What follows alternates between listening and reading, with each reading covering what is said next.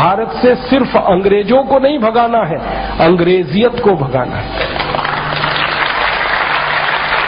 हमारे तो क्रांतिकारियों के सामने भी ये विकल्प था। अंग्रेजों ने, आपको मालूम है, ऑफर किया था कि ये जो सत्ता चल रही है इसमें हमारे साथ शामिल हो जाओ, तुम भी लूटो हम भी लूटे। सारे क्रांतिकारियों ने साफ मना किया था कि इस लूट की व्यवस्था में हमें शामिल नहीं होना, हमें संपूर्ण आजादी चाहिए, संपूर्ण स्वराज्य चाहिए। और जिस क्रांतिकारी ने ये बात सबसे पहले कही थी ना, उन्हीं का नाम था नेताजी सुभाष चंद्र बोस। आपको मालूम है उनके जीवन की विडंबना क्या थी? उनको आईसीएस की नौकरी में सेलेक्ट होना पड़ा उनके पिताजी की इच्छा की पूर्ति के लिए।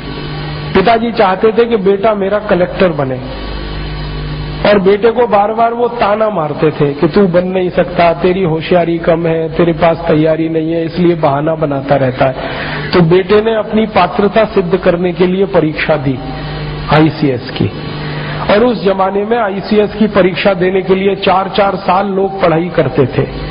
नेताजी सुभाष चंद्र बोस ने सिर्फ 7 महीने पढ़ाई की थी, और उतनी पढ़ाई में उन्होंने आईसीएस के टॉपर की लिस्ट में 4थी पोजीशन पाई थी।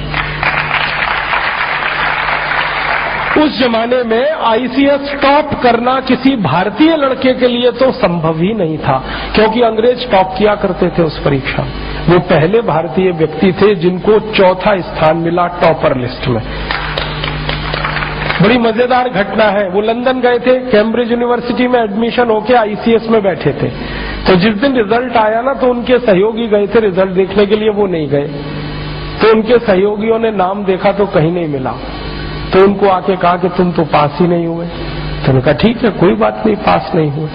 शाम को सेक्रेटरी आया, ब्रिटिश गवर्नमेंट के एक डिपार्टमेंट का सेक्रेटरी आया कि तुम्हारा नाम पास होने वालों में नहीं है, टॉपर वाली लिस्ट में है, और वो लिस्ट अभी तक लगी नहीं। अब सुभाष चंद्र बोस को दुविधा हो गई कि मैं तो आईसीएस हो गया, अब मुझे कलेक्टर होना पड़ेगा, कलेक्टर माने लूटना पड़ेगा, लूट का कुछ हिस्सा अंग्रेजों को देना पड़ेगा।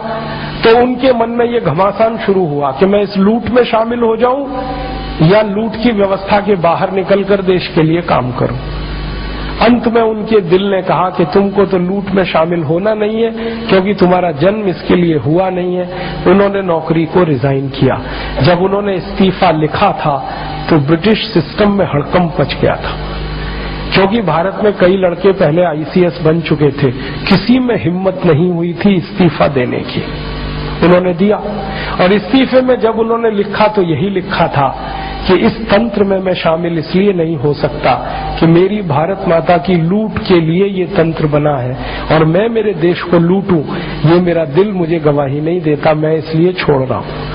रिजाइन किया, बोरिया बिस्तर समेट के भारत वापस आ गए। पिताजी के दिल पर वज्रपात हो गया कि बेटे ने आईसीएस को लात मार दी।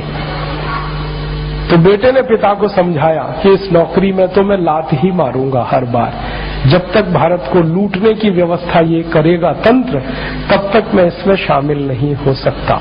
इसलिए चंद्रशेखर आजाद ने आईसीएस को छोड़ा, और जैसे ही आईसीएस छोड़ी उन्होंने, तो सारा देश उनके लिए खड़ा हो गया। जब वो लंदन से वापस आए थे ना, उस समय पानी के जहाज चला करते थे, बंबई में उतरे थे। जो हुजूम बंबई में निकला था, गजब के लोग थे वो।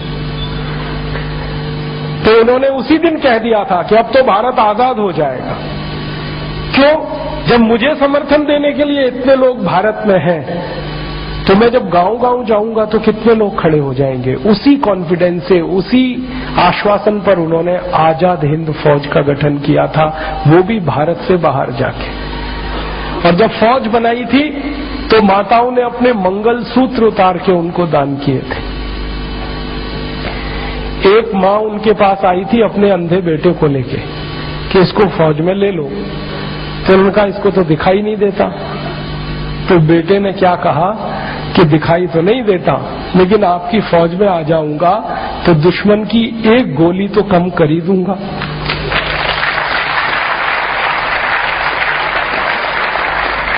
ऐसा उत्साह, इतना समर्थन। तो मुझे तो यही भरोसा होता है कि उस जमाने में अगर इतना उत्साह और समर्थन मिला देश के क्रांतिकारियों को, तो आज क्यों नहीं मिलेगा, जरूर मिलेगा।